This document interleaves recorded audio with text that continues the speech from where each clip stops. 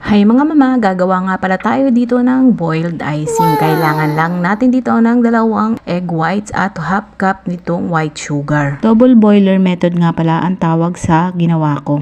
Iwi-whisk lang natin ito hanggang sa maging sticky na yung consistency niya at maging ganito na yung itsura niya. Pagkatapos ay palalamagin nyo lang ito ng ilang minuto at ihahanda nyo na yung ilalagay nyong butter.